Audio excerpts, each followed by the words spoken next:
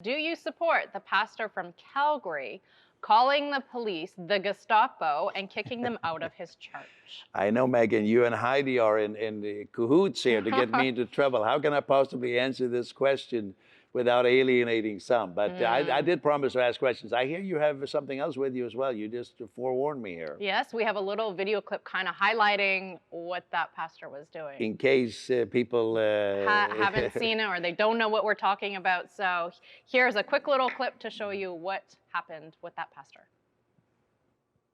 Please get out. Get out of this property. Immediately get out. Get out of this property immediately.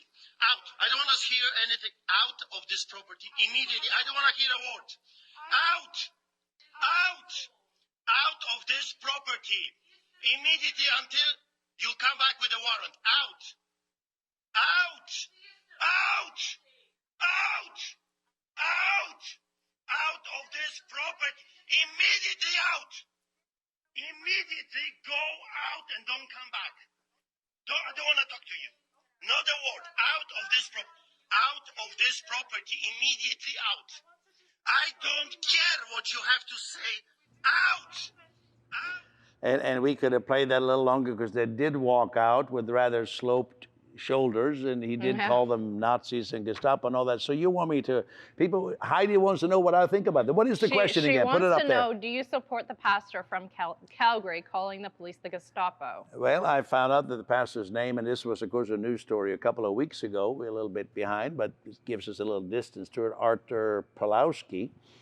And you know, when I saw this, it's raw, isn't it? You can feel that in the gut. And I think let's remember, we're talking about a brother in the Lord, and maybe some of the police officers are Christian brothers and sisters. We don't know that, so I always keep that in mind. And there was obviously a lot of residual memory of being raised in Poland, either from his parents and from being raised in a totalitarian state. And it comes out there. And so I talked to some of my pastor friends about this, and I would say most of them were pretty negative on Pastor Pawlowski. But I wouldn't be so quick. You know, I'm not saying go around and everybody go yelling at the police here. I'm not saying that. But I think we can look at two things here. He was taken by surprise, and there is something in Canadian law that says you cannot interrupt the sanctity of a religious service. And it seemed to me he was doing a religious service, and so the police should know what their boundaries are. And I understand this particular pastor has also been feeding the homeless, and I applaud that. So even though some of the ministers who were in touch with me, they thought this was outrageous, well, I wouldn't be so quick to judge that. And I applaud this brother. Probably him and I might differ on many a subject, but that's not what we're talking about here. He's my brother in the Lord, so I would say, Heidi, don't be quick to condemn, but don't necessarily go yelling at the police either. And for the police, I would say we are being harassed. We hear stories all the time of the police maybe feeling they have too much power. They work for the people. And so we may have opinions, he shouldn't have yelled or he shouldn't have done that, but then, okay, we can argue about that, but I understand the sentiments behind what he did. So that's all I'm going to say about that. Do you have any other questions for me? I do have one easy more. As that one. This might be a little bit easier, so I have another question. Okay. This is coming from Marvin. I'm really getting to the end of my patience with these lockdowns. What started as 15 days is now over a year. Is there anything we can do? If not, I fear the government will make this our new normal.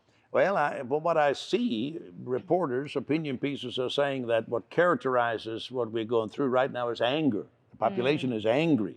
At one time, they were fearful a year ago, then frustrated, now angry. And not everybody, but many people are. And so I think, what was the name of the person? Marvin. Say, what can we do? Well, first of all, stand up for your rights.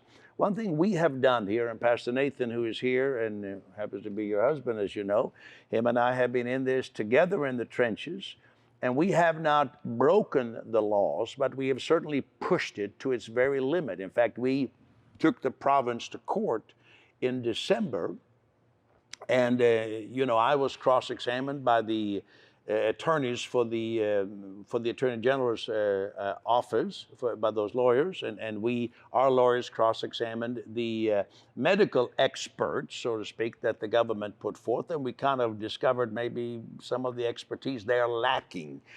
And so fight with what you can. And so right now we are maintaining services.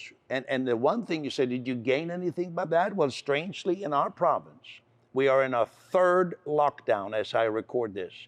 And the first lockdown, churches were shut down. In the last two lockdowns, they have not been shut down. And what we hear from people in the legal community is that our lawsuit had a big part in that. Now, I don't expect our premier to call up Pastor Nathan or myself and say, oh, you guys made us change our mind about churches, but we let them know we are there. And so that's how we have made a difference. And so we are saying we're not going to roll over and just accept whatever is told to us. There's freedom, and we want to stand for our freedom. So that's what I think we're doing. And if we're going to do more, well, we don't know, but that's what we've done to this point. Very good. Are you happy with my answer? Oh, it's good. It's very Okay. good. Nathan, you want to add something to that? Absolutely. So Marvin, find out what the laws are. We didn't change the laws. We just fought for what the laws are. And sometimes we don't even know.